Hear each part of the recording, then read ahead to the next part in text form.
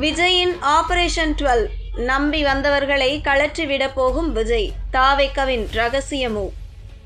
விஜயின் ஆபரேஷன் 12 நம்பி வந்தவர்களை கழற்றிவிடப் போகும் விஜய், தாவேக்காவின் ரகசிய மூவ். தமிழக அரசியல் களம் ஒரு மிகப்பெரிய அதிரடி திருப்பத்தை கண்டுள்ளது. 107 இடங்களை வென்று தனிப்பெரும் கட்சியாக உருவெடுத்த தமிழக வெற்றிக் கழக தலைவர் விஜய் கடந்த மே 10ஆம் தேதி ஆட்சி பொறுப்பை ஏற்றார்.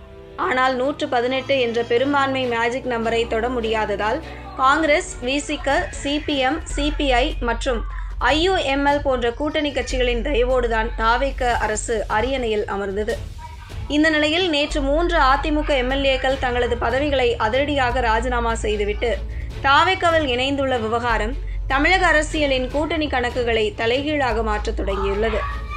அதிமுகவில் இருந்து விலகியுள்ள 3 MLAக்கள் கட்சித்தாவல் தடை சட்டத்திலிருந்து தப்பிக்க நேரடியாக தங்களது பதவிகளை ராஜினாமா செய்துவிட்டு தாவேகாவில் இணைந்துள்ளனர். மதுராந்தகம் MLA மரகதம் குமாரவேல், பெருந்துறை MLA ஜெயக்குமார், தாராபுரம் MLA சத்யபாமா ஆகியோர் சபாநாயகர் JCD பிரபாகரனை சந்தித்து ராஜினாமா கடிதத்தை அளித்தனர். இதே பாணியில் இன்னும் சில அதிமுக அதிருப்தி MLAக்கள் அடுத்தடுத்து தங்களது பதவிகளை ராஜினாமா செய்யக்கூடும் என்று நம்பத்தகுந்த வட்டாரங்கள் தெரிவிக்கின்றன.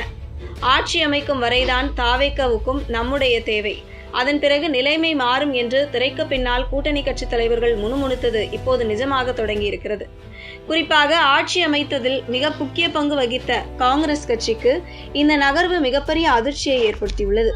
திமுக தலைவர் மு.க. ஸ்டாலின் இது ஒரு மைனாரிட்டி அரசு, கூட்டணி கட்சிகள் எப்போது வேண்டுமானாலும் ஆதரவை வாபஸ் பெறலாம் என்று கொடுத்த நெருக்கடி முதல்வர் விஜயை தற்காப்பு அரசியலில் இருந்து அதிரடி தாக்குதல் அரசியலுக்கு மாற்றியுள்ளது. கூட்டணி கட்சிகளின் நிபந்தனைகளுக்கும் முரண்பாடுகளுக்கும் வளைந்து கொடுத்து ஆட்சி நடத்துவதை விட தாவேகாவை ஒரு சுயசார்பு பலமிக்க கட்சியாக மாற்ற விஜய் திட்டமிட்டு விட்டார் என்பது தற்போதைய சூழல் தெளிவாக தெரிகிறது. இன்று அரங்கேறியுள்ள 3 அதிமுக MLAக்களின் ராஜினாமா என்பது ஒரு ஆரம்பம் மட்டும்தான். அதிமுகவின் அதிருப்தி முகாமில் இருக்கும் மேலும் பல MLAக்கள் தாவேகாவின் வலையில் விழுவதற்கு தயாராக இருப்பதாக கோட்டை வட்டாரங்கள் தெரிவிக்கின்றன. இதன் மூலம் தமிழகத்தில் சுமார் 10 முதல் 12 தொகுதிகளில் மறுதேர்தல் வருவதற்கான சாத்தியக்கூறுகள் பிரகாசமாகியுள்ளன. இந்த 12 தொகுதிகளிலும் தாவேகா தனித்து போட்டியிட்டு தனது சொந்த பலத்திலேயே 118 என்ற பெரும்பான்மை எல்லையை கடக்க வியூகம் வகுத்து வருகிறது. அப்படி தாவேகாவுக்கு தனி பெரும்பான்மை கிடைத்துவிட்டால் தற்போதைய அமைச்சரவையில் அங்கம் வகிக்கும் காங்கிரஸ் அல்லது வெளியில் இருந்து முட்டுக் கொடுக்கும் இடதுசாரிகள் அமைச்சரவையில் உள்ள விசிகவின் தயவு தாவேகாவுக்கு தேவையற்றதாகிவிடும். ஆபத்து காலத்தில் கை கொடுத்து நம்பி வந்தவர்களை விஜய் மிக சாதுரியமாக கழற்றிவிடப் போகிறார் என்ற விமர்சனங்கள் இப்போதே எழத் தொடங்கிவிட்டன. அரசியலில் நிரந்தர நண்பனும் இல்லை, நிரந்தர எதிரியும் இல்லை என்ற பழமொழி விஜயின் தாவேகா அரசுக்கும் மிக கச்சிதமாக பொருந்துகிறது. ஆட்சி கவிழ்ந்துவிடும் என்ற பயத்தில் தாவேகா எடுத்துள்ள இந்த அதிரடி குதிரை பேர நடவடிக்கைகள் தற்காலிகமாக தாவேகா அரசுக்கு பலம் சேர்ப்பது போல தோன்றினாலும் நீண்டகால கூட்டணியை நம்பி வந்த கட்சிகளுக்கு இது ஒரு எச்சரிக்கை மணி.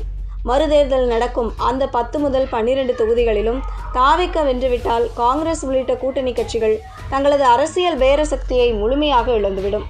ஆட்சி கட்டிலில் ஏறும் வரை தோள் கொடுத்துவிட்டு இப்போது சுயபலம் வந்தவுடன் நம்பி வந்தவர்களை கழட்டி விடுவது எந்த விதத்தில் நியாயம் என்று கூட்டணி கட்சிகளின் அடிமட்ட தொண்டர்கள் கொதிக்க தொடங்கியுள்ளனர். திமுக அதிமுகவை ஒழிப்பதே தங்களின் இலக்கு என்று முழங்கிய தாவேகா இப்போது MLAக்களை இழுப்பதும் கூட்டணி கட்சிகளை ஓரம் கட்டுவதுமான பக்கா பவர் பாலிடிக்ஸ் ஆட்டத்தை ஆடத் தொடங்கியுள்ளது. வரவிருக்கும் இடைத்தேர்தல்கள் கூட்டணி கட்சிகளின் விதியை மட்டுமல்ல தாவேகாவின் அரசியல் நாணயத்தையும் தீர்மானிக்கும் காரணியாக அமையப் போகிறது.